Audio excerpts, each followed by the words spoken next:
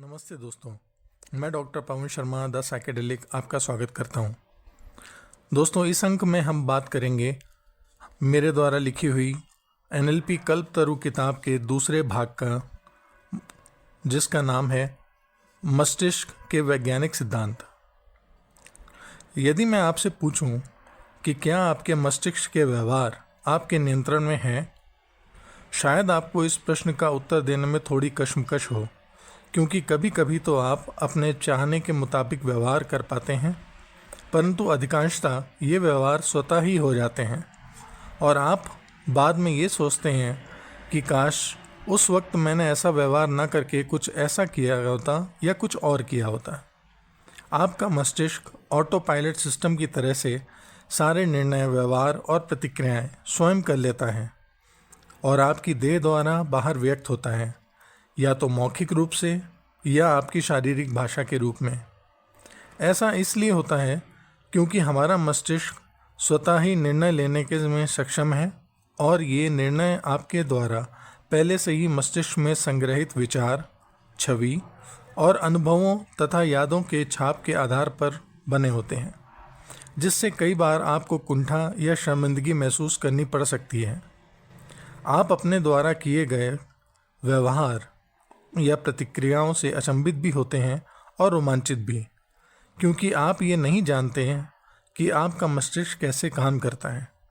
यदि हम ये जान लें कि कोई चीज़ कैसे काम करती है, तो उसके साथ काम करना आसान हो जाता है और हमारा आत्मविश्वास बढ़ जाता है। आइए हम जानते हैं ब्रह्मांड की इस महाशक्तिशाली शक्ति के बारे में, जिसे हम मनुष्य का मस्तिष्क कहते हैं।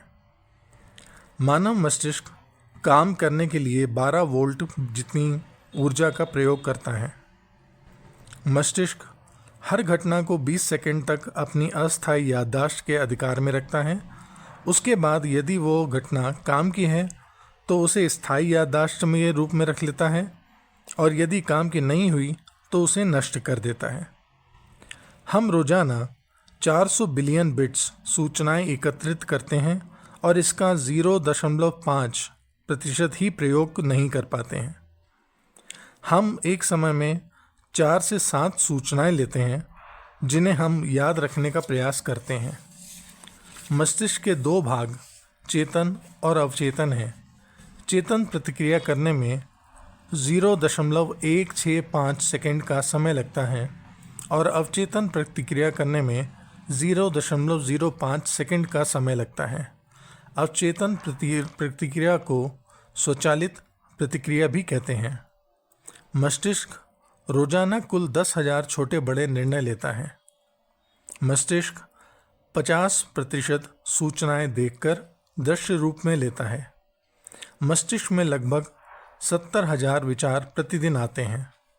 मस्तिष्क हमारे शरीर का सबसे अधिक चर्बी युक्त अंग है। यह 7% चर्बी से बना हुआ होता है। हमारे द्वारा ली गई सांस का 20% भाग केवल मस्तिष्क अपने प्रयोग में ले लेता है। मानव मस्तिष्क प्रतिदिन जो सीखता है उसका 15% ही याद रख सकता है। मानव मस्तिष्क में 1,00,000 मील लंबी खून की नसें हैं, जो कि पृथ्वी का 4 बार चक्कर लगाने के लिए पर्याप्त है। मस्तिष्क में 100 बिलियन न्यूरॉन्स होते हैं। ये कोशिकाएं ग्रे मैटर के नाम से जानी जाती हैं और ये 100 बिलियन सूचनाएं संचारित करती हैं। सामान्यतः पुरुष मस्तिष्क का वजन 1360 ग्राम का होता है। महिलाओं का मस्तिष्क पुरुषों की अपेक्षा 8% छोटा होता है। वैज्ञानिकों ने प्रमाणित किया है कि मानव मस्तिष्क 5000 सालों की तुलना में 10% सिकुड़ गया है, क्योंकि अब हम समाधान पाने के लिए अधिक मेहनत न कर दें, अपने आसपास और आसानी से चाहते हैं और दूसरे ढूंढते हैं। मस्तिष्क एक स्वतः संगठन प्रक्रिया है, यानी सेल्फ ऑर्गेनाइजेशन सिस्टम है। यह हर घटना पर स्वतः प्रतिक्रिया करता है तथा आपके शब्दों व शारीरिक भाषा के द्वारा अपने एहसास और अभिव्यक्तियों को व्यक्त या प्रदर्शित करता है। मस्तिष्क का हिप्पोकैम्पस भाग सूचनाएं एकत्रित करता है तथा दूसरे भागों तक वितरित करता है। जब भी आप कुछ याद करने की कोशिश करते हैं तो आप मस्तिष्क की रसायन प्रक्रियाओं को बदलते हैं। मस्तिष्क एहसास व भावनाओं के रिक्त स्थान की पूर्ति करने में सक्षम है। मस्तिष्क सत्य पर विश्वास नहीं करता, यह सिर्फ उस पर विश्वास करता है जिस पर यह विश्वास करना चाहता है। मस्तिष्क वास्तविकता और कल्पना पर एक जैसी प्रतिक्रिया देता है। मस्तिष्क कारण और परिणाम यानी कॉज एंड इफेक्ट के सिद्धांत पर काम करता है। हमारा मस्तिष्क एक समय पर एक ही बिंदु पर ध्यान केंद्रित करता है, जिससे वह हमारे हित के लिए सबसे महत्वपूर्ण मानता है। हमारा मस्तिष्क किसी भी समाधान को पाने के लिए शॉर्टकट ढूंढता है। हमारा मस्तिष्क किसी दूसरे की क्रिया से प्रभावित होकर वैसी ही प्रतिक्रिया करता है जैसे दर्द या मुस्कुराहट। 40 साल की उम्र में तक मानव में मस्तिष्क का विकास होते रहते हैं। जब भी आप कुछ नया सीखते हैं, आपके मस्तिष्क की बनावट बदल जाती है। मस्तिष्क का आधा भाग केवल हाथों को नियंत्रित करने का काम करता है।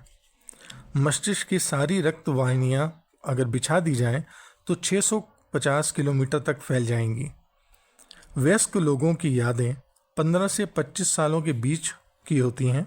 मस्तिष्क का रेमिनिसेंस बम्प नाम का एक क्षेत्र इस अवधि की 7% यादों को संभाल के रखता है। मस्तिष्क का 10% भाग केवल चेतन यानी कॉन्शियस होता है और 90% भाग अवचेतन यानी सबकॉन्शियस होता है। मस्तिष्क की बनावट इतनी झुर्रीदार इसलिए होती है क्योंकि इससे अधिक न्यूरल संपर्क करने में आसानी होती है। मस्तिष्क 1 सेकंड में 2 जवाब दे सकता है।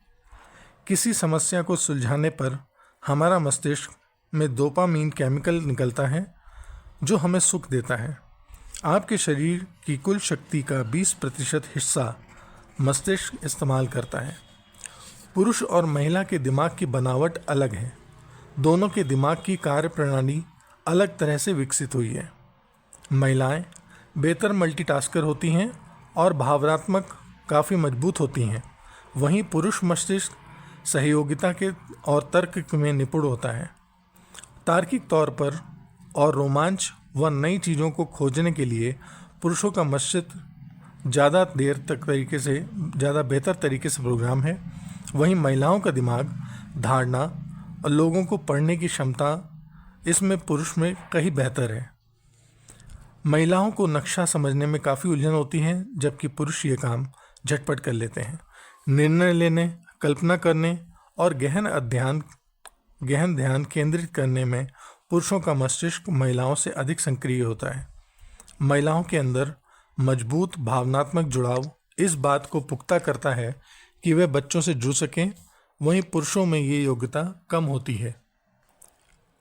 तनाव से प्रभावित होने पर जहां पुरुष उससे या तो हताश होकर हार मान लेते हैं या खुद को अकेला रखकर समय से लड़ने की कोशिश करते हैं, वहीं महिलाओं में ऐसी परिस्थिति में संदर्भ लेने की आदत होती है और वे इस स्थिति में अपने दोस्तों का अनुग्रह करके सलाह लेती हैं उनसे। फ्लू महिलाओं की अपेक्षा पुरुषों में ज़्यादा होता है। उसकी वजह उनका गर्म दिमाग होना है। पुरुषों के दिमाग का तापमान महिलाओं के दिमाग की अपेक्षा ज़्यादा होता है, वहीं महिलाओं को मजाकिया पुरुष गंभीर पुरुष से ज़्यादा पसंद होते हैं। वे न केवल उनसे ज़्यादा अच्छे से जुड़ पाती हैं, बल्कि उनकी कुशलता में बढ़ोतरी भी होती है। पेचीदा मस्तिष्क मुद्रण यानी कॉम्प्लेक्स ब्रेन स्ट्रक्चर की वजह से महिलाओं में माइग्रेन और ब्रेन स्ट्रोक की संभावनाएं पुरुषों की अपेक्षा अधिक होती हैं। एक अध्ययन के अनुसार बाएं हाथ वाले व्यक्तियों की याददाश्त ज़्यादा अच्छी होती है। आपका मस्तिष्क एक है, परंतु उसके 2 स्पष्ट और विशिष्ट कार्यकारी भाग हैं। आपके मस्तिष्क के ये दोनों हिस्से एक दूसरे से मूलतः अलग हैं। इन दोनों के अपने विशिष्ट गुण और शक्तियां हैं जो एक दूसरे से अलग हैं।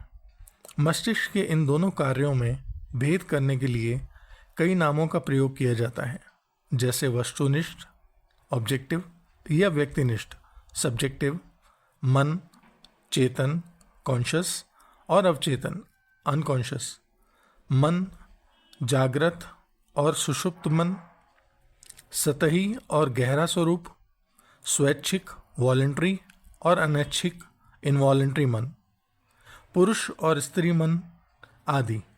नाम चाहे जो भी दिया जाए, इससे मस्तिष्क के मिल द्वैत का पता चलता है।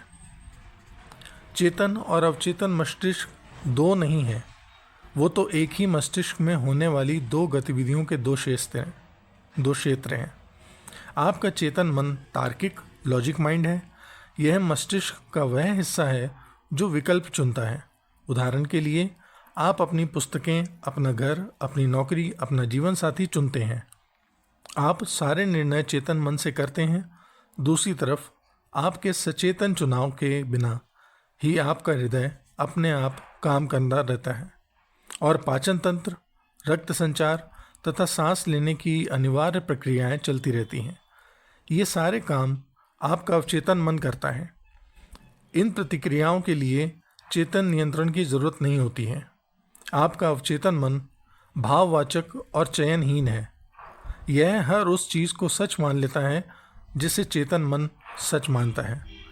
चेतन मन का संबंध बाहरी वस्तुओं से होता है और यह बाहरी दुनिया के प्रति जागरूक रहता है। इसके अवलोकन के साधन आपकी 5 इंद्रियां देखना, सुनना, छूना, सूंघना और चखना है। आपका चेतन मन आपके परिवेश में संपर्क का मार्गदर्शक और निर्देशक है। आप अपनी 5 इंद्रियों के जरिए ज्ञान हासिल करते हैं। आपका चेतन मन अवलोकन करता है, अनुभव और शिक्षा से सीखता है। चेतन मन आपके शरीर, आपके परिवेश और आपसे जुड़े सभी मामलों का मालिक होता है। चेतन मन विश्वास तथा अनुमानों के आधार पर आदेश देता है और आपका अवचेतन मन उन आदेशों को मान लेता है।